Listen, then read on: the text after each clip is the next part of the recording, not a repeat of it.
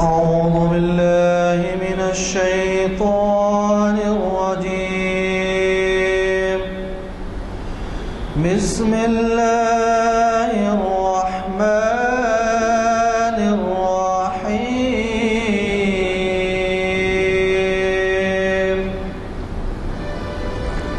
أفلا ينظرون إلى الإبل كيف خلقت وإلى السماء كيف رفعت وإلى الجبال كيف نصبت وإلى الأرض كيف سطحت فذكر إنما أنت مذكر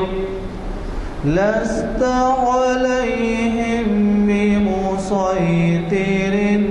إلا من تولى وكفر فيعذبه الله العذاب الأكبر إن إلينا إيابهم ثم إن علينا حسابهم. صدق الله العظيم. مائنڈ کے معنی یہ ہیں کہ اس کو جذب کرنا جو مخاطب آپ سے جو بھی ہو رہا ہے اس کو یہ نہیں کہ خالی ایک کان سے سنے اور پھر اس کے بعد یہ سمجھ گئے کہ ہم تقریر سن لی، ایسا نہیں ہے. ریسیپٹیو مائنڈ سے سننا کہتے ہیں. دوسری بات یہ ہے کہ آج کی ہماری یہ محفل ایک بہت ہی اہم رکن اسلام کے بارے میں ہے جس سے آپ واقف ہیں. زکوٰۃ کے احکام سے متعلق ہے اور وہ بھی شریعت کی روشنی میں ظاہر ہے. شریعت انفارمیشن کی محفل ہے لیکن یاد دلانے کے لیے شریعت کی روشنی میں لکھ دیا گیا ہے. حضرات، یہ شریعت انفارمیشن سروس کی 541ویں نشست آج جامع مسجد عالیہ گن فاؤنڈری کے کانفرنس ہال میں بعد نماز عصر 9 جون 2014 مطابق 10 شعبان 1435 ہجری بروز پیر بعد اثر منعقد ہو رہی ہے. یہ آپ کو ایک اندازہ ہونے کے لیے کہہ رہا ہوں کہ 541ویں نشست ہے. 45 نشستیں ہر سال ہوتی ہیں. رمضان ماہ رمضان میں نشستیں بند رہتی ہیں اور اللہ اس کے کہ کبھی بارش ہو جائے یا تہوار آ جائے یا کوئی ناگہانی صورتحال کرفیو وغیرہ کی ہو جائے. یعنی ایک سال میں 45 کے معنی 10 سال میں 450 اور یہ ہے 541ویں نشست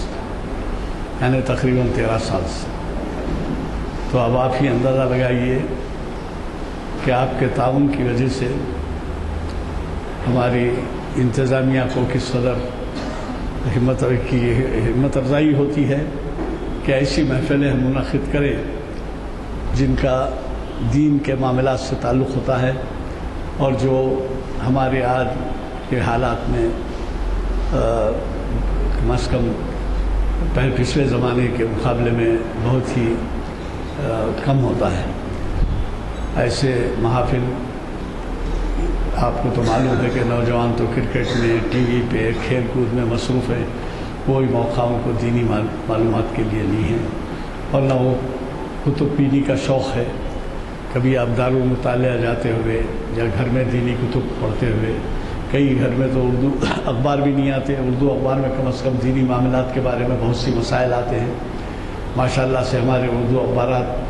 کافی اچھے معلوماتی مضامین چھاپتے ہیں اور بڑے بڑے بزرگوں کے اور تاریخی قصے اور آج کل کے علماء کے ایسے آج برسبیل تذکرہ کہوں کہ آج 3 دن سے ہمارے ہاں ایک محفل ایک تنظیم کی جانب سے علوم الحدیث کے اوپر 3 دن سے صبح 10 سے 5 تک خطاب رہے زہرانے کا بھی انتظام رہا دوپہر کے کھانے کا، اور اس کو مخاطب کیا بہت بڑے بڑے علماء نے۔ چنانچہ ابھی میں اندر داخل ہو رہا تھا، تیسرا دن آج ختم ہوا تو خالد سیف اللہ رحمانی، مولانا خالد سیف اللہ رحمانی صاحب سے ملاقات ہوئی، جن کا شاید اختتامی خطاب تھا اس کے اندر۔ میں یہ اس کا ذکر اس لیے کر رہا ہوں کہ اتنی زحمت کر کے ان لوگوں نے یہ محافل کا انعقاد کیا۔ آپ میں سے کتنے ایسے لوگ ہیں جس میں کہ خواتین اس میں شرکت کی ہیں؟ حالانکہ یہ مرکزی مقام ہے، سکندرآباد، ایڈی کمیٹ، ٹولی چوکی، پہاڑی شریف، دلسکھ نگر، ہر جگہ سے آپ دیکھیں گے مرکزی مقام ہے۔ خیر تعداد کافی اچھی رہی، لیکن میں یہ کہہ رہا ہوں کہ ہم کو بھی اپنے تعاون میں جھانک کر دیکھنے کی ضرورت ہے کہ کہاں تک ہم تعاون کر رہے ہیں ایسی تنظیموں سے۔ میں نے جیسے کہا آج کئی گھروں میں اردو اخبار نہیں آتے، اگر آتے ہیں تو بازو سے پڑھ لیتے ہیں اور بھجوا دیتے ہیں، حالانکہ اس میں کئی دینی معلومات تحریر کیے ہوتے ہیں اور اشاعت ہوتے ہیں، اور ماشاءاللہ سے اردو اخبار کی جتنی تعریف کی جائے کم ہے کہ وہ کئی صفحات اپنے جو ہے ان مقاصد کے لیے مختص کیے ہوئے ہوتے ہیں۔ میں ایک دوسری بات بھی آپ سے عرض کروں گا کہ آج کا عنوان اس قدر اہم ہے کہ کلام مجید میں جہاں کہیں نماز کا ذکر آیا وہاں زکوٰۃ کا ذکر ہے۔ میری معلومات کی حد تک میں کہہ رہا ہوں کہ شاید 57 جگہ اس کا ذکر ہے، ممکن ہو میں کچھ کم زیادہ میں غلطی کر رہا ہوں۔ دوسری بات یہ ہے کہ جب قرات ہوتی ہے ایک چیز ذہن میں رکھیے کہ جب کبھی آپ کو کوئی سلام کرے تو اس کا جواب دینا آپ پہ لازم ہے، لیکن 3 صورتوں میں آپ کو سلام کا جواب نہیں دینا چاہیے۔ ایسے وقت میں جب کہ آپ وضو کر رہے ہوں، یا ایسے وقت میں جب کہ آپ قرآن پڑھ رہے ہوں، یا ایسے وقت میں جب کہ اذان ہو رہی ہے۔ مگر میں یہاں دیکھتا ہوں کہ یہاں جب قرات ہوتی ہے تو پیچھے کچھ حضرات شیوی گوئیوں میں یا کچھ آپس میں بات چیت میں مصروف ہوتے ہیں جو مناسب نہیں ہے۔ یہ اور بات ہے کہ اللہ اس کے کہ کوئی انتظامی امور کے تحت کوئی مجبور ہے اور کچھ کہہ رہا ہے تو مگر اجازت تو اس کی نہیں ہے۔ تو میں آج کے ہمارے مقرر صاحب کے خیالات سے استفادے کے لیے ان سے گزارش کرتا ہوں کہ وہ شہ نشین پر تشریف لائیں، اور جیسا کہ اعلان کیا جا چکا ہے ہمارے آج کے مقرر، اس سے پہلے بھی انہوں نے ہمیں مخاطب کیا ہے، یہ مفتی عبد المحمین اظہر قاسمی صاحب، یہ جو ہے اب آپ ہی اندازہ لگائیے کہ اس کم عمری میں انہوں نے مفتی کا مقام حاصل کر لیا ہے، تو اب وہ کس قدر بڑے اسکالر ہیں اس کا مجھے چلنا کہنے کی ضرورت نہیں۔ انہوں نے اس سے پہلے بھی ہمارے محافل کو مخاطب کیا ہے، اور ماشاءاللہ سے ہمارے ہاں سامعین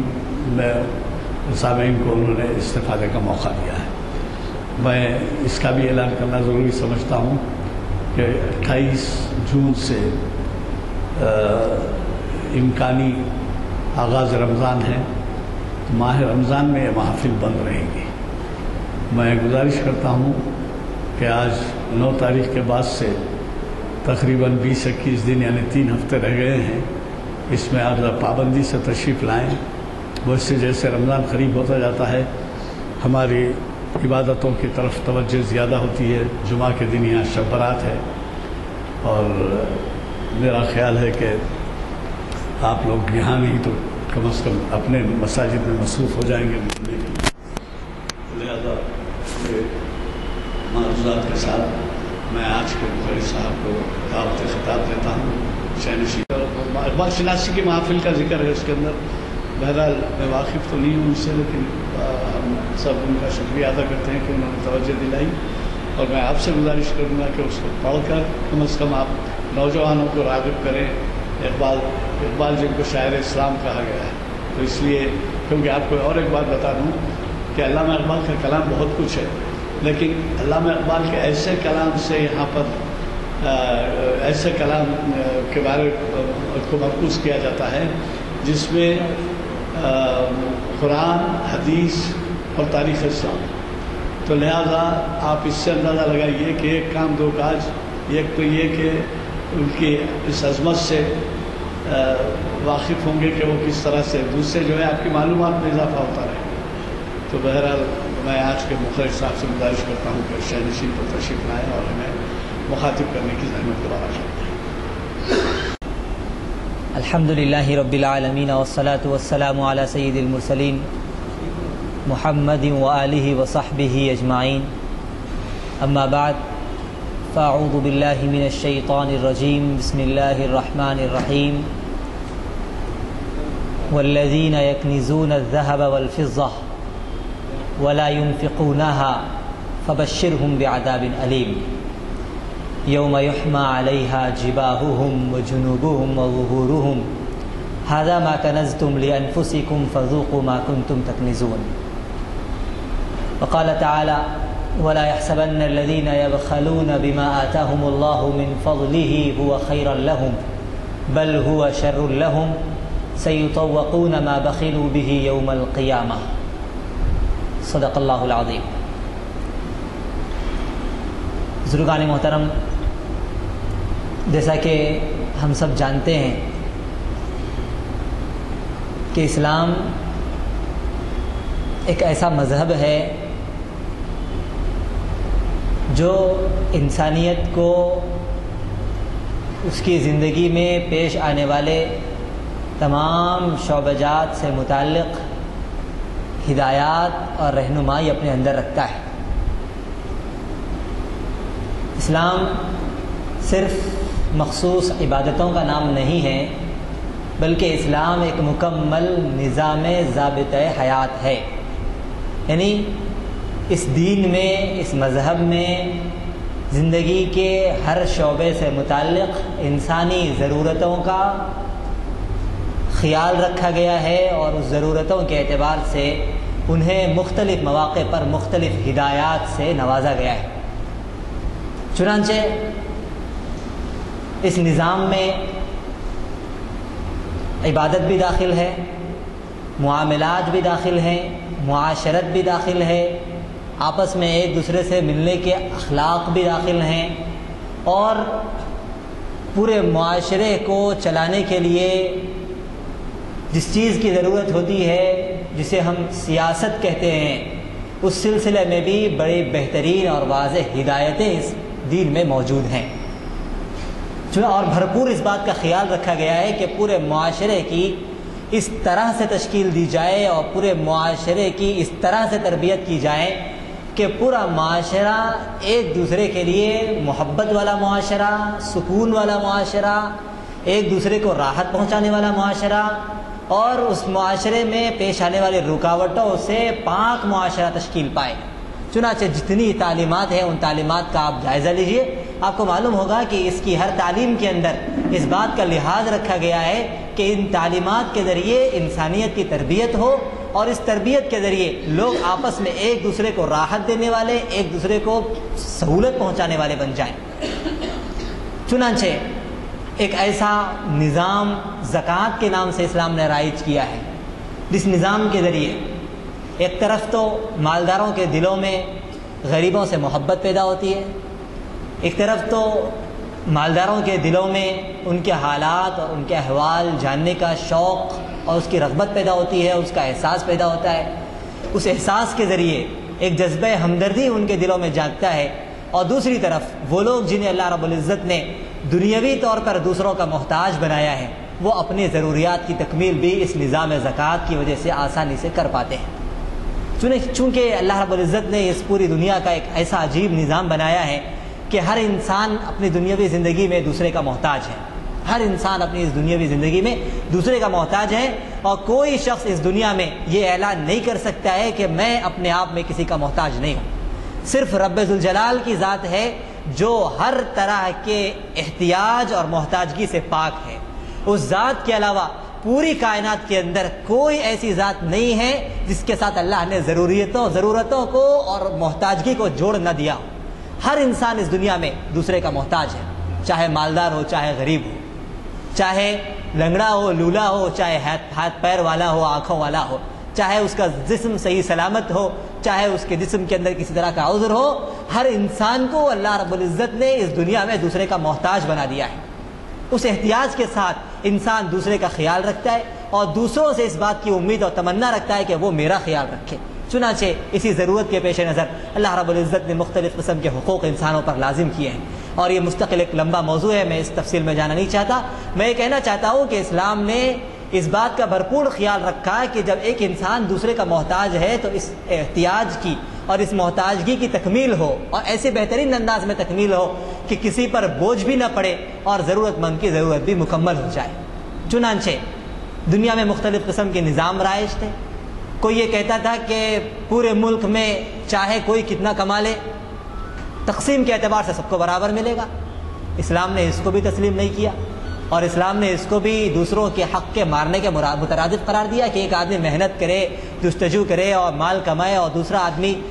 بیٹھا رہے اور بغیر کمائی کے اس کو اتنی ہی نعمت مل جائے جتنا کہ محنت کرنے والے کو ملتی ہے۔ ایک دوسرا نظام یہ تھا کہ بس ہر کمانے والا اپنے پورے مال کا مالک ہے، اس کے مال میں سے کسی کا کوئی حق نہیں بنتا، وہ جتنا کمائے گا اور جتنی دولت اپنے پاس حاصل کرے گا اس میں سے وہ 1 روپیہ بھی کسی کو نہیں دے گا، اس سے مکمل خود ہی استفادہ کرے گا۔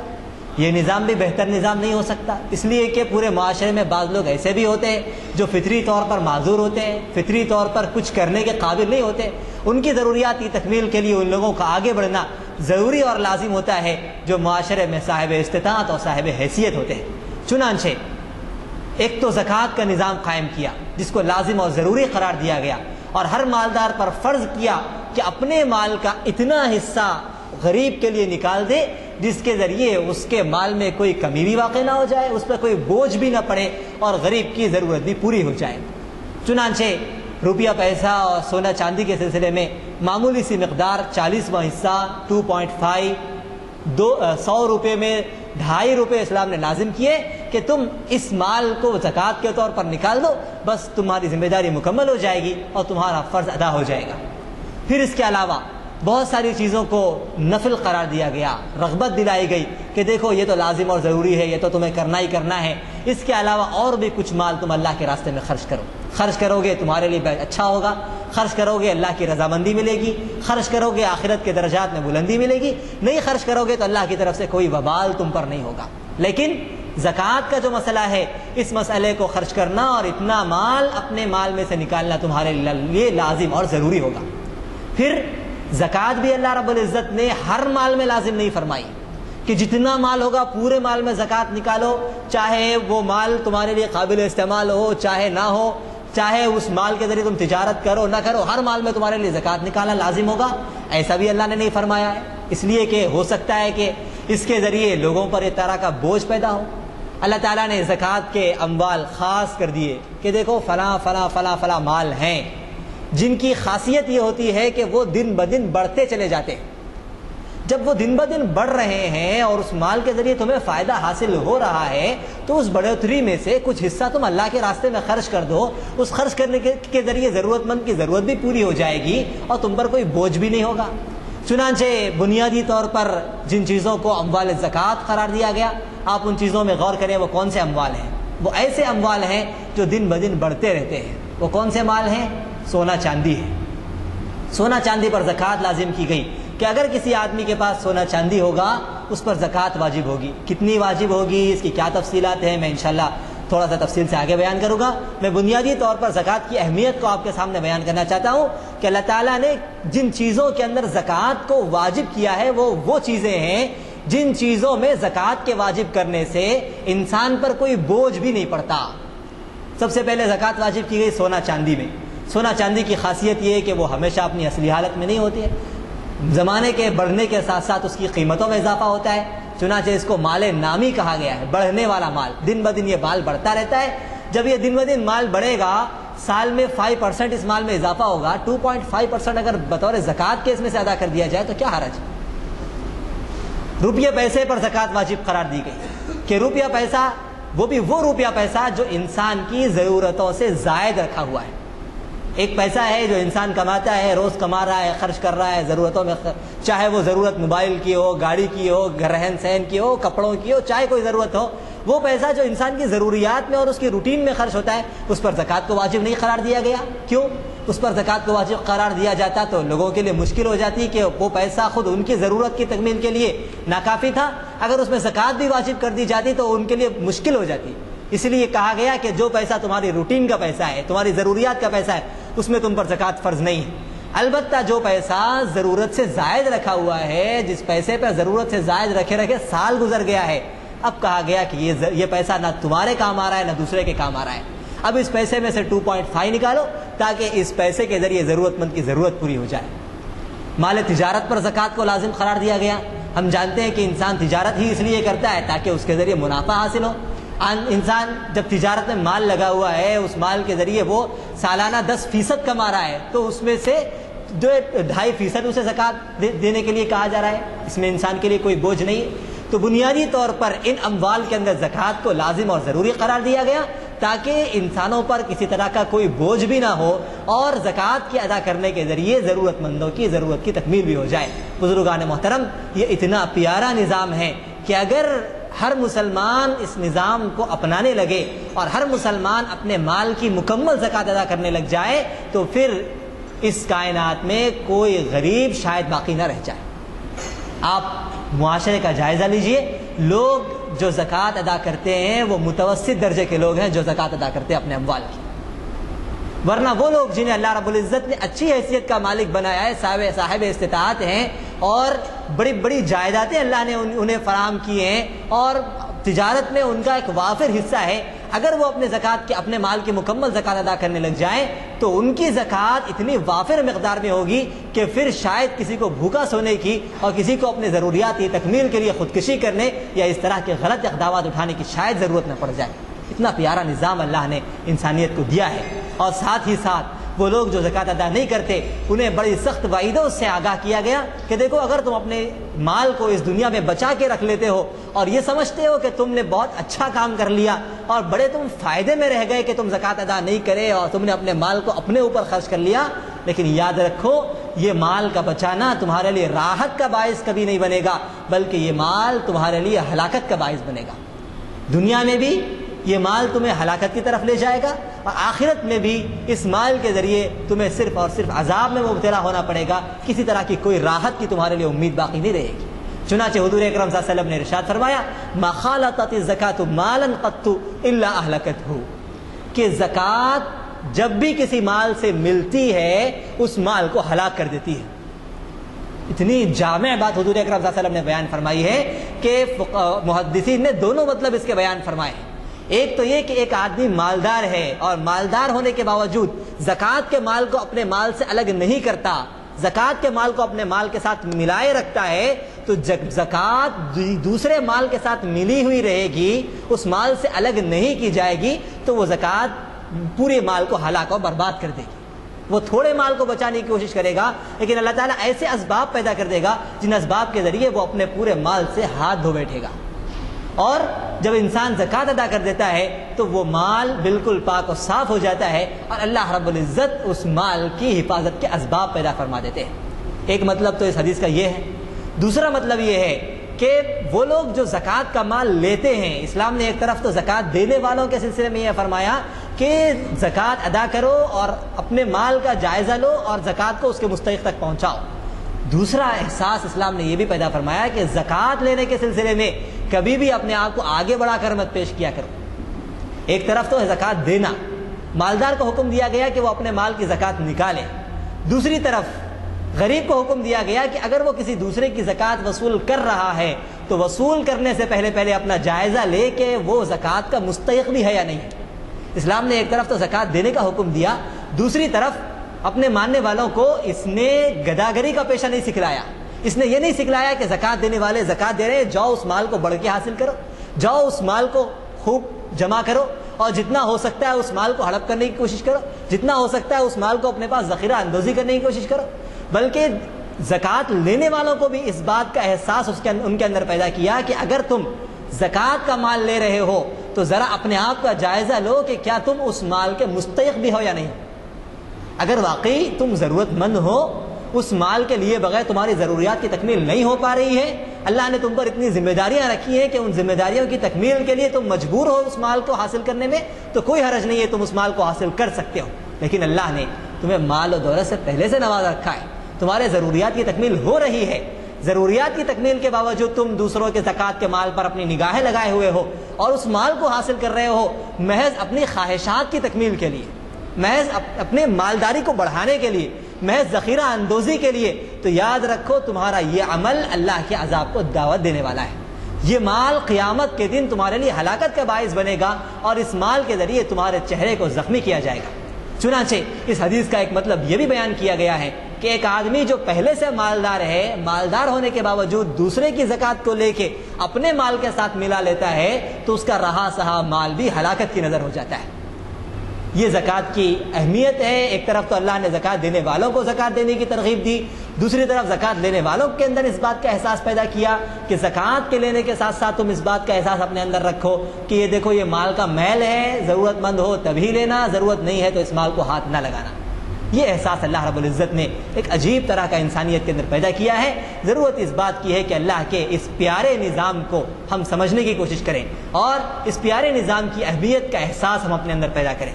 اب زکوٰۃ اپنے نزاکت کے اعتبار سے مختلف قسم کے مسائل کو لیے ہوئے ہیں کہ سونا چاندی میں زکوٰۃ ہے تو کتنی زکوٰۃ واجب ہوگی، روپیے پیسے میں زکوٰۃ ہے تو کتنی زکوٰۃ واجب ہوگی، زکوٰۃ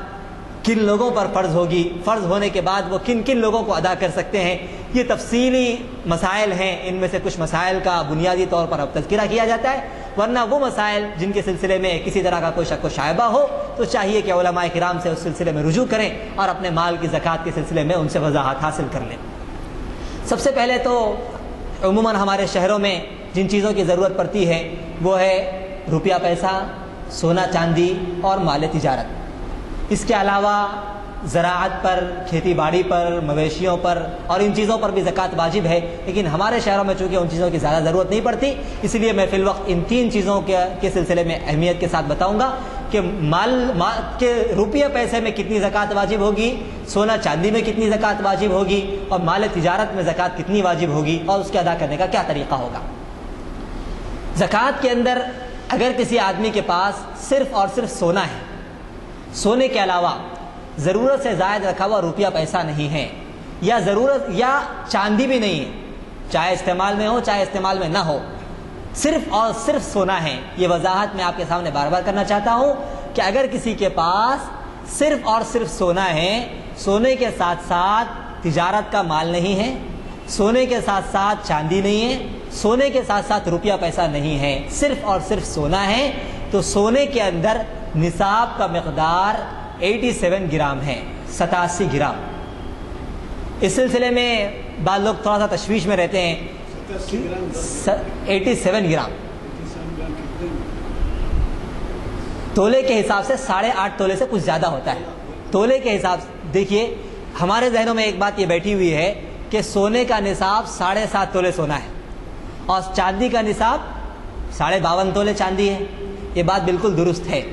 لیکن ذرا آپ جائزہ لیں کہ چند سال پہلے تک تولہ 12 گرام کا ہوا کرتا تھا۔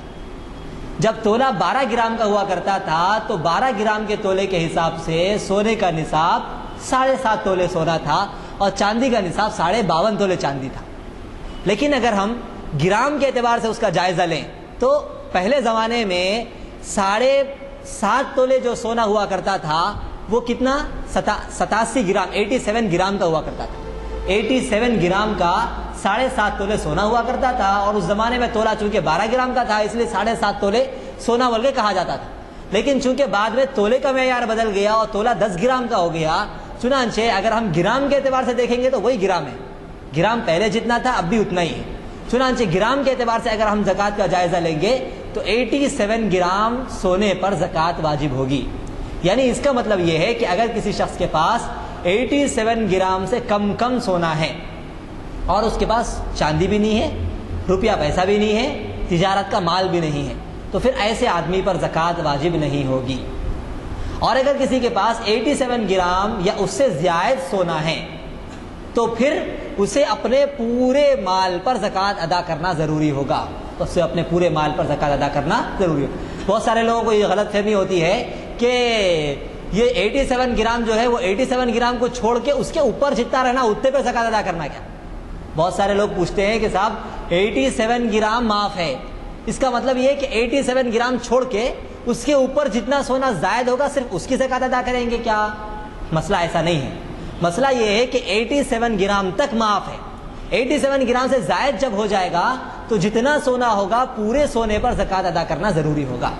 پورے سونے کی مالیت کا حساب لگایا جائے گا اور موجودہ مارکیٹ کے اعتبار سے اس کی جو قیمت ہے اس قیمت کا حساب کیا جائے گا اور اس کا 2.5 بطور زکوٰۃ کے ادا کیا جائے گا، 2.5 بطور زکوٰۃ کے ادا کیا جائے گا۔ اور اگر کسی کے پاس سونے کے ساتھ ساتھ ذری سی بھی چاندی ہو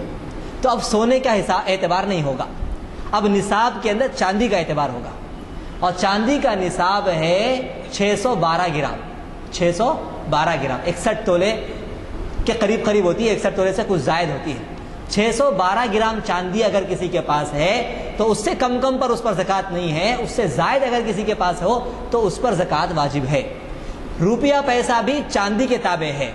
کہ 612 گرام چاندی کے بقدر اگر کسی کے پاس روپیہ پیسہ ضرورت سے زائد رکھا ہوا ہے، ایک تو پیسہ وہ ہے جو اس کی ضرورت کا ہے، اس کی روٹین کا ہے، اس پیسے میں زکوٰۃ واجب نہیں ہے۔ ضرورت سے زائد اگر پیسہ رکھا ہوا ہے اور اس کی قیمت 612 گرام چاندی کے برابر ہوتی ہے تو ایسے آدمی پر بھی زکوٰۃ واجب ہوگی۔ تجارت کا سامان بھی چاندی کے تابع ہے، یعنی اگر کسی کے پاس تجارت کا سامان 612 گرام چاندی کے بقدر ہو تو ایسے آدمی پر بھی زکوٰۃ واجب ہوتی ہے۔ ایک مسئلہ تو یہ ہو گیا۔ دوسرا مسئلہ یہ ہوگا کہ ایک آدمی ہے جس کے پاس 87 گرام سونا آ گیا یا 612 گرام چاندی آ گئی، تو کیا اتنی مقدار میں سونا یا چاندی آتے ہی زکوٰۃ واجب ہو جائے گی؟ تو اس کا جواب یہ ہے کہ زکوٰۃ آتے ہی واجب نہیں ہوگی، بلکہ جس دن آدمی صاحب نصاب بنا ہے اس دن سے 1 سال کا حساب لگایا جائے گا، اور 1 سال کے بعد تک بھی اگر وہ صاحب نصاب موجود ہے تو اس پر زکوٰۃ واجب ہوگی۔ زکوٰۃ کے سلسلے میں ایک غلط فہمی جو ہمارے درمیان رائج ہے، میں اس کی بھی وضاحت کرنا چاہتا ہوں کہ بہت سارے لوگ زکوٰۃ کو رمضان کے ساتھ خاص کر دیتے ہیں اور ان کے ذہنوں میں یہ بات بیٹھی ہوتی ہے کہ زکوٰۃ رمضان ہی میں ادا کی جا سکتی ہے۔ بہت سارے لوگ پوچھتے ہیں کہ میں رمضان میں زکوٰۃ ادا نہیں کر سکا، کیا رمضان کے بعد دے سکتا ہوں کیا؟ تو یہ جاننا چاہیے کہ زکوٰۃ کا رمضان سے کوئی تعلق نہیں ہے، زکوٰۃ کا رمضان سے کوئی تعلق نہیں ہے کہ زکوٰۃ رمضان ہی میں ادا کی جائے تو ہوگی، رمضان کے علاوہ ادا کی جائے تو نہیں ہوگی۔ زکوٰۃ کا جو تعلق ہے وہ مال پر سال کے گزرنے سے ہے،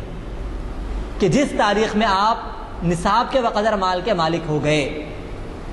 مثال کے طور پر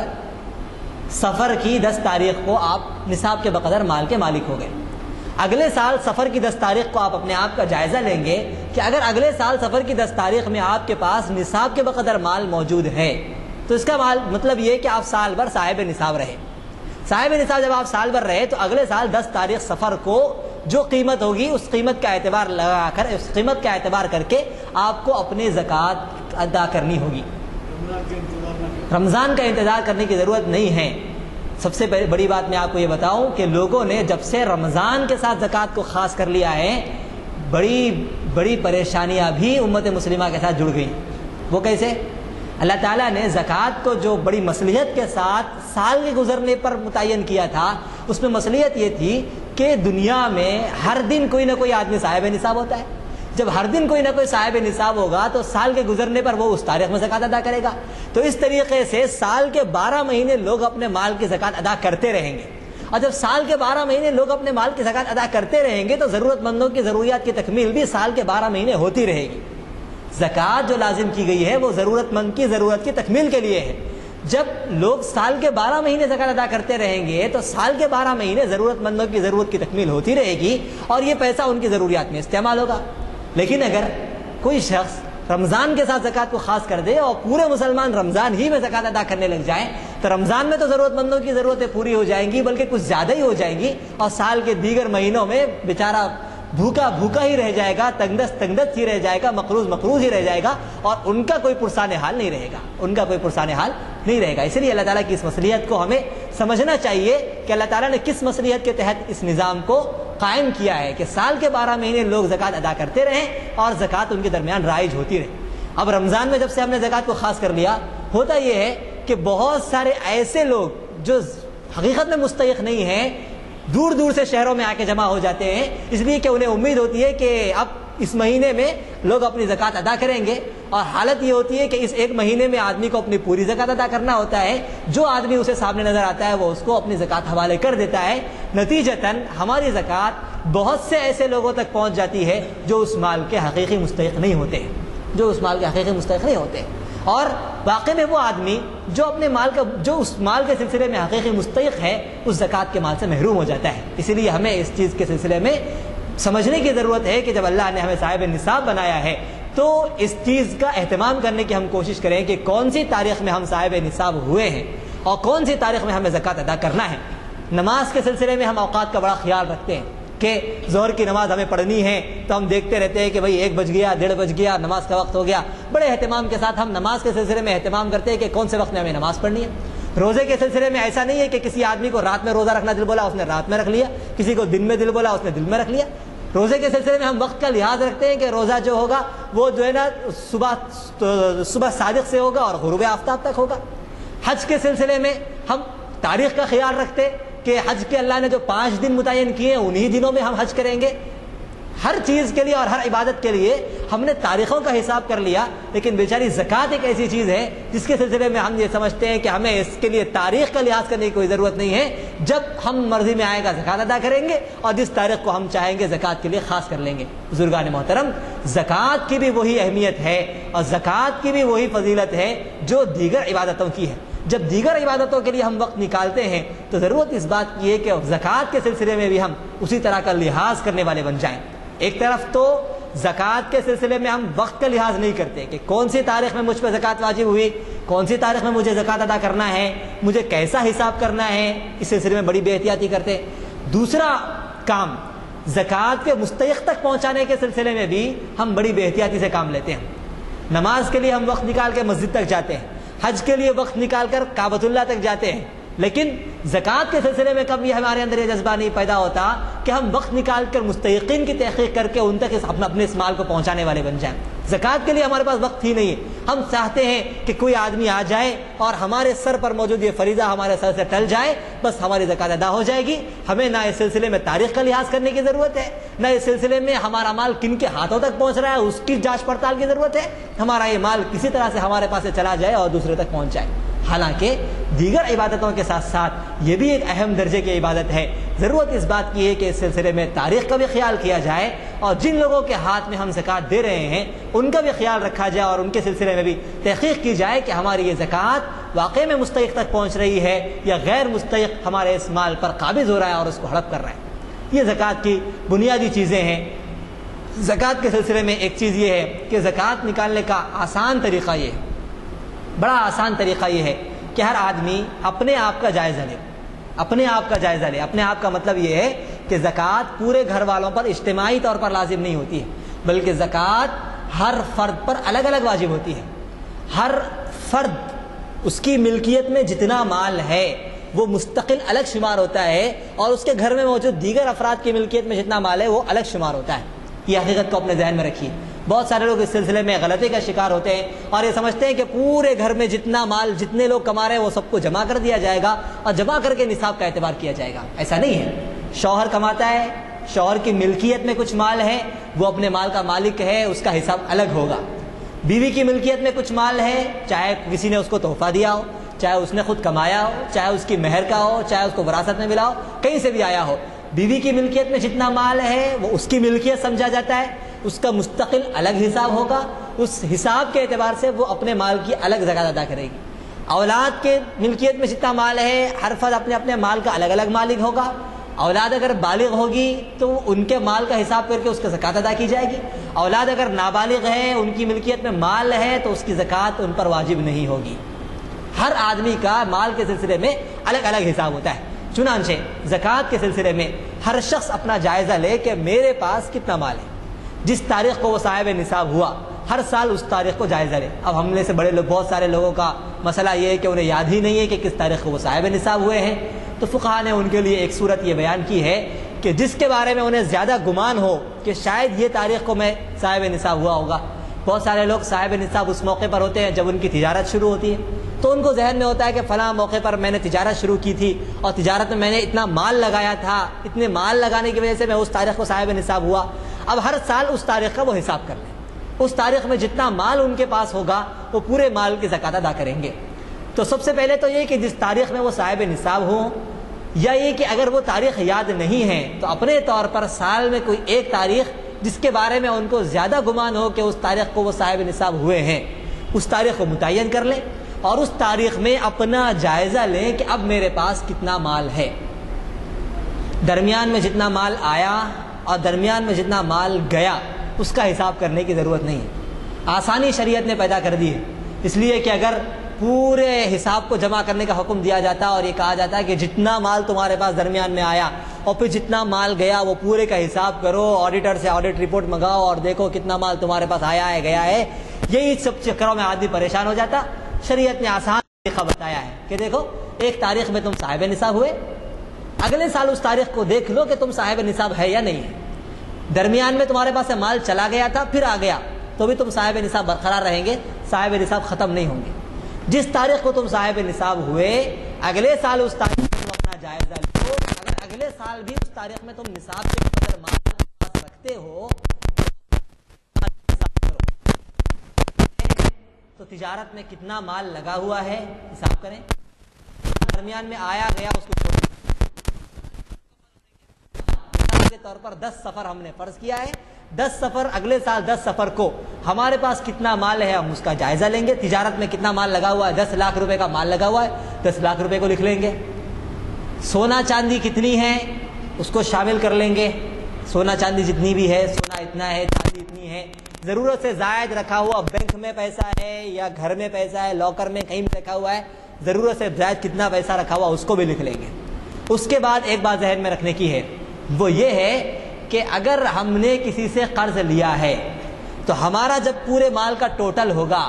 ہم نے اپنے پورے مال کا ٹوٹل کر لیا کہ تجارت میں اتنا مال ہے، روپیہ پیسہ اتنا ہے، سونا اتنا ہے، چاندی اتنی ہے، ٹوٹل کر لینے کے بعد 10 لاکھ روپے ہمارے ہو رہے ہیں. 10 لاکھ میں ہم نے 3 لاکھ روپے کسی سے قرض کے طور پر لیے ہوئے ہیں، تو یہ 10 لاکھ میں سب سے پہلے 3 لاکھ روپے جو ہم نے قرض کے طور پر لیے ہیں اس کو ہم کم کر دیں گے اور ہم پر 7 لاکھ روپے کی زکوٰۃ واجب ہوگی. 7 لاکھ روپے کی ہم پر زکوٰۃ واجب ہوگی. یہ تو ہے کہ اگر ہم نے کسی سے قرض لیا ہے تو یہ مسئلہ ہے. اگر ہم کسی کو قرض دیے ہوئے 10 لاکھ روپے ہمارے پاس ہے اور ایک 3 لاکھ روپے ہم کسی کو قرض دیے ہوئے ہیں تو اس کا کیا حکم ہے؟ تو اگر ہم نے کسی کو قرض دیا ہے تو اس کی 2 صورتیں ہیں. ایک تو یہ کہ اس قرض کی واپسی کی امید ہے یا نہیں ہے. بہت سارے لوگ وہ ہوتے ہیں بیچارے قرض دے دیتے، قرض دینے کے بعد اب ان کے پاس کوئی پروف نہیں ہوتا اور قرض لینے والا بھی انکار کر دیتا ہے کہ اب کسی طرح کے کوئی پیسے کی آپ امید مت رکھیے. تو اب وہ بیچارہ پریشان ہو جاتا ہے کب تک اس کی زکوٰۃ ادا کرتا رہے گا. تو اگر کوئی شخص کسی دوسرے کو قرض دیا ہوا ہے اور قرض دینے کے بعد اس قرض کی واپسی کی امید بھی ہے، کا مطلب یہ ہے کہ جس نے قرض لیا ہے وہ کہہ رہا ہے کہ ہاں بھائی میں آپ کے قرض کو واپس کر دوں گا، وہ اپنے قرض کا اقرار کر رہا ہے، تو اس کے قرض کے واپسی کی امید بھی ہے.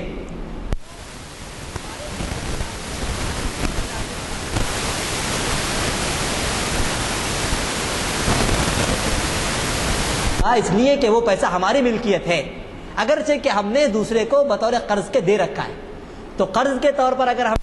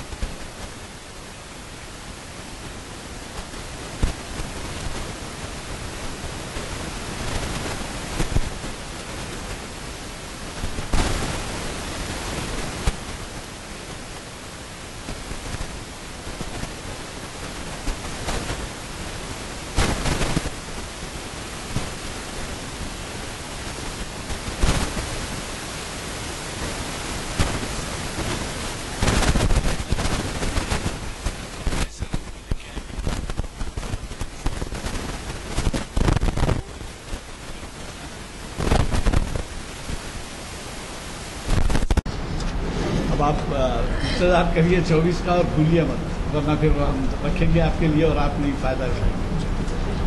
الحمد للہ رب العالمین، اللہم صلی علی محمد وعلی آل محمد وبارک وسلم۔ لا الہ الا انت سبحانک انا کنا من الظالمین ظلمنا انفسنا وان لم تغفر لنا وترحمنا لنکونن من الخاسرین۔ صلی اللہ تعالی